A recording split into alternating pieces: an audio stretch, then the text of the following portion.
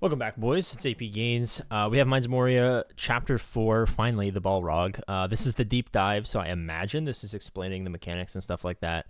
I'm not going to have sweaty balls and go too much into it, but I'm just going to go over some of the basic stuff so we kind of get a good idea and maybe make some predictions about what free-to-play characters might be useful. So October 17th, so what is that? Today is the 10th, so a week from now, this will drop. So you probably get one more raid in before Chapter 4 comes out. As per previous attempts, you'll need 17 million to progress to the next chapter. All right, so scoring rules. Gain 100 points for each percentage of health lost by Durin's Bane. So 100 points for every percent health that you lose fighting the Balrog, which is cool. Gain 500 points for each Bane cleansed or resisted by an ally. So I think some of the dwarves, I'm not 100% sure on the dwarf kits. I'm still farming them up. I have Ballin at 3 stars. I'll probably get them. I'm working on the dwarves just like you guys. I don't know. I think there are some cleanses. I'm not 100% sure. Haradrim cleanse. Rohan do some cleansing. Elves, of course, do some cleansing. So I think that's kind of going to be distributed equally across most of the teams. The big points. Gain 15,000 points for flinching during... What? For flinching Durin's Bane. Okay, I don't know what that means. I'm sure that's going to be a unique mechanic, and I don't know how that works, but that's where the big points are going to come from. And 2,500 points when Durin's Bane exits flame form or shadow form. So whenever we figure out, and hopefully in the next couple seconds I can figure it out, how these things work, we can kind of decide what teams are going to get there. All right, Durin's Bane. We finally meet the Dark, and I don't care about lore. Creature of Terror. Immune to stun, blind, burning, bleed, and poison. Okay, so not really going to be debuff spammed. When this character reaches 1 health, lose all turn meter, remove all boons and banes on self, lose 5 stacks of flame form and shadow form on self, gain 1 stack of enrage, become flinched. So when you knock him down to 1 health, so damage is going to be important here. When you knock him down to 1 health, you have flinched him, you get your 15,000 points. So damage is going to be at a premium. End game Rohan does good damage. Obviously, the elves do good damage. The dwarves do some solid damage. Haradrim, unfortunately, not great damage. I don't know how... I haven't seen a lot of Gondor, so I don't know if they're big damage dealers, but it looks like damage is going to be at a premium here. While flinched, immune to all banes and turn meter removal, which is interesting, I guess, because that means normally you can... I know you can technically remove turn meter from the cave troll and stuff like that, but it's very hard to do and very uncommon. And I have a very strong Robo Gear 8, max abilities, 7 stars. Almost never happens. But no turn meter and immune to banes while flinched. Gain 25% turn meter and heal for 20% of the character's max health at the end of character's turn. On reaching 100% turn meter, return to normal form. Okay, so this is kind of like a recharge topple mechanic, it looks like. Creature of Shadow. On evade, gain 3 stacks of shadow form and 20% turn meter. Wow, okay. On reaching 20 stacks of shadow form, gain 100% turn meter. On turn, if this character has 20 stacks of shadow form, heal self for 30% of character's max health. Immediately use Blackout and transform into shadow form. Consume all stacks of shadow form and 5 stacks of flame form on self. Interesting. We'll see what Blackout does, hopefully, here in a second. During shadow form, new abilities are available, immune to banes. So it looks like he's just perpetually immune to banes. When this character reaches 1 health, lose all turn meter, remove all boons and banes, lose 5 stacks of flame form, shadow form, gain 1 stack in rage, and become flinched. Okay, so pretty standard there. Creature of Flame. When an enemy takes damage from burning, gain 2 stacks of flame.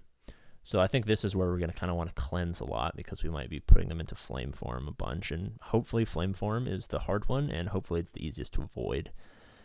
And you gain 10% turn meter on reaching 20 stacks, gain flame form, do the same thing. Basically, it seems to be they all seem to be the same. You get new abilities, 20 stacks of flame form, heal, max health, immediately use Infernal Ignition and transform into flame form, consume all stacks of flame form, 5 stacks of shadow form.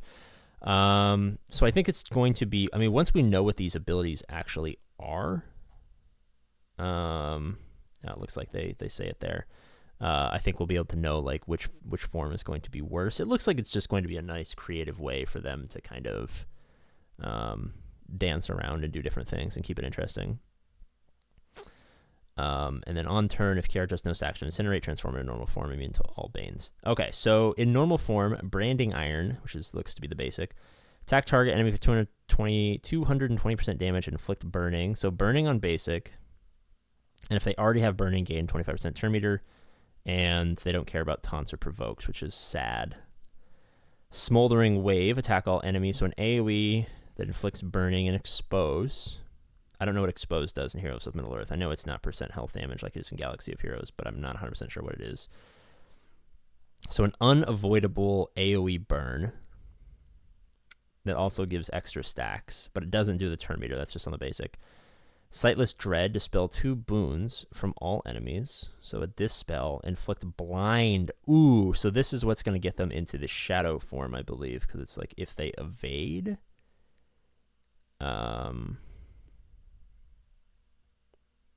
Is it terror or is it shadow? I don't know where. I'm completely blind. This is embarrassing. But one of them, when you evade, they get stacks. On 3 random enemies, this cannot be evaded. So this dispel is going to be very important for preventing that form from starting. Shadow Assault, attack the target enemy for massive damage, inflict disrupted and disable for 1 turn, inflict blind for 2 turns, remove 1 stamina from each of the target's abilities, and reduce their turn meter by 50%. So basically a big fuck you. In shadow form, they have new abilities. Smoke Strike, attack the target enemy for big damage, dispel a boon. If the target has shadow beckons, inflict blind. So lots of blind from the shadow form. Blackout, dispel 1 boon from all enemies, then inflict 1 stack of shadow beckons on each enemy if it doesn't have a boon. Gain 10% turn meter for each enemy that was inflicted with shadow beckons by this attack. Gain 2 stacks of counter attack. Ooh, that's not good. Counter attack on the bosses is really annoying because they hit like fucking trucks. Can't be evaded. Embrace darkness. Attack the target enemy for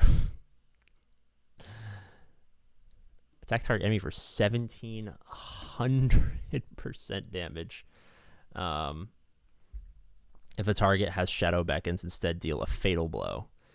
Wow. Okay. Status: Shadow beckons. Affected characters will receive fatal blow if target is embraced. And I hope fatal blow it doesn't mean like Nihilus in Galaxy of Heroes where they can't come back from revive if it's like Elrond or something like that. And then in flame form, we have an AoE that does incinerate. We have an AoE that does burning and consumes incinerate. And incinerate empowers abilities of Durin's Bane. Each hit removes 1 stack. So it looks like Creature of Flame is the most annoying, but potentially the best outcome because it looks like Shadow Form is where he just starts nuking people for huge damage. It looks like Shadow Form is like single target, high damage, and Flame Form is AoE. So obviously you want a ton of cleanses so that you don't have to have him evade or have stacks of burn hit to give him turn meter.